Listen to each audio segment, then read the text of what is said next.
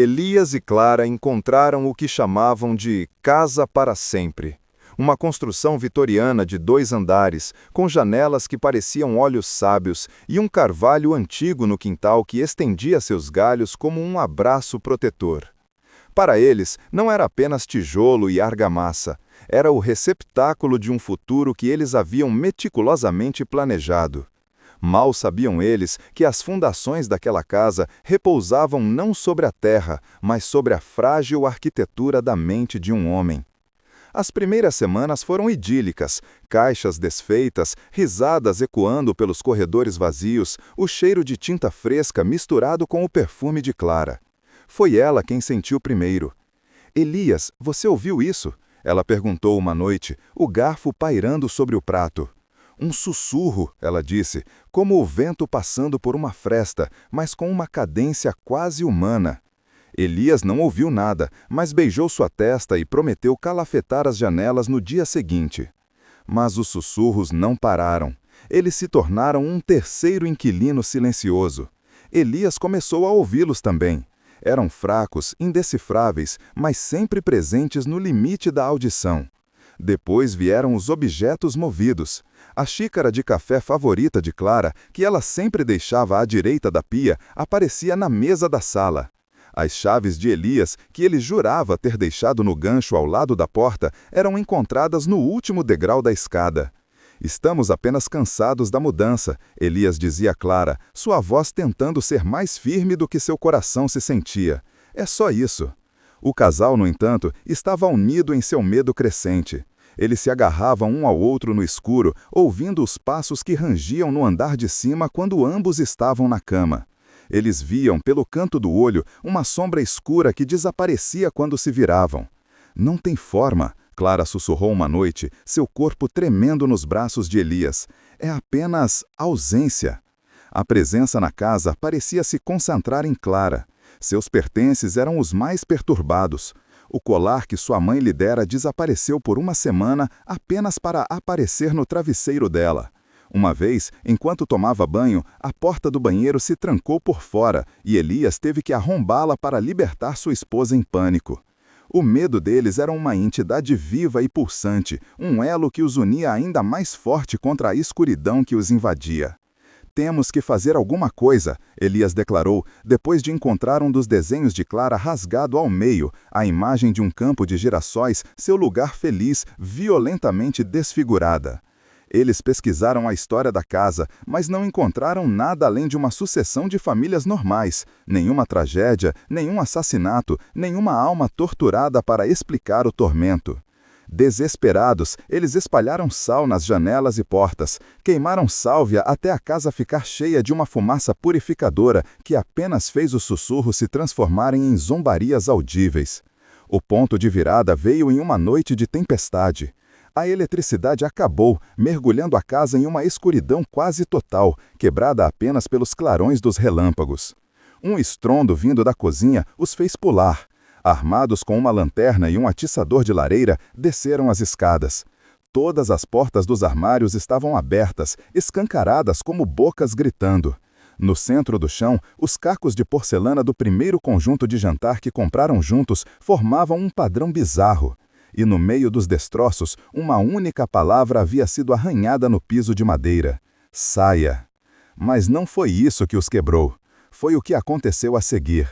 A lanterna de Elias tremeloso, e em seu feixe instável, eles viram. Uma figura alta e escura estava no canto, onde nenhuma sombra deveria estar. Ela se moveu, não como uma pessoa, mas como fumaça se solidificando. Clara gritou, um som agudo de puro terror. A figura avançou em direção a ela. Elias agiu por instinto, colocando-se entre sua esposa e a aparição, brandindo o atiçador. "Fique longe dela!" ele rugiu. A figura o atravessou, um frio gelado que roubou seu fôlego, e foi direto para Clara. Elias viu sua esposa ser levantada do chão, seus pés balançando impotentes. Ela se debateu, suas mãos agarrando sua própria garganta como se estivesse sendo estrangulada por mãos invisíveis. Elias gritava o nome dela, batendo no ar ao redor dela com um atiçador, sentindo nada além de um frio mortal. "Clara, não!" ele berrava, sua voz se quebrando em desespero enquanto via a vida se esvair de seus olhos. Foi o som de seus próprios gritos, crus e animais, que finalmente perfurou o véu. E os gritos de um vizinho: Senhor, o senhor está bem? Estou chamando a polícia. A realidade desabou sobre Elias não como uma onda, mas como a remoção súbita de um suporte estrutural. As luzes vermelhas e azuis piscando através das janelas não iluminavam uma cena de batalha sobrenatural. Elas iluminavam um homem sozinho em uma casa em desordem. Armários abertos, porcelana quebrada, um atiçador de lareira no chão. 2 policiais entraram, com as armas em punho, mas as baixaram ao ver o estado de Elias.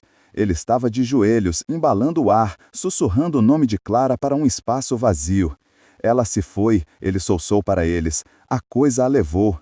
Um dos policiais, uma mulher mais velha com olhos gentis e cansados, ajoelhou-se ao lado dele. Senhor Martins, ela disse suavemente, onde o senhor acha que sua esposa está? A coisa na casa a levou, ele insistiu, olhando para ela com olhos selvas. Nós vimos, nós 2 vimos. A policial suspirou, um som pesado de tristeza. Senhor Martins, Elias, não há ninguém aqui. O senhor mora sozinho nesta casa desde que a comprou, há 6 meses. As palavras não fizeram sentido. Não, Clara, ela estava aqui comigo, nós lutamos juntos. O parceiro da policial falou em seu rádio. Sim, é ele, parece ser um episódio psicótico completo. Ele se voltou para Elias. Filho, sua esposa, Clara Martins, ela faleceu em um acidente de carro há 8 meses. Um flash, o som de metal se contorcendo, o cheiro de gasolina, o rosto de um paramédico. A memória que ele havia enterrado sob camadas de negação e dor voltou com a força de um trem. O acidente aconteceu uma semana antes de eles assinarem os papéis da casa. Clara nunca havia sequer pisado nela. O mundo de Elias se desfez.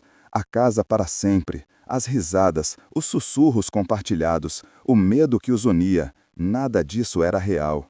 A presença na casa não era um fantasma, era o eco de sua própria dor, uma alucinação nascida de um luto tão profundo que sua mente se partiu. Ele não estava em uma folia uma loucura compartilhada com sua amada esposa. Ele estava em uma folia uma loucura para um. A casa não estava assombrada, ele estava. Os sussurros, os objetos movidos, a figura sombria, eram todas peças de uma tapeçaria de horror que sua mente teceu para evitar a verdade insuportável.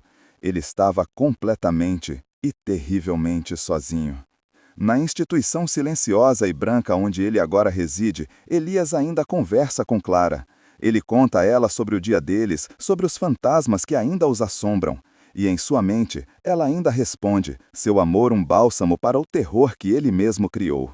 Pois, para Elias, a mais assustadora de todas as realidades não é uma casa cheia de fantasmas, mas um mundo sem ela.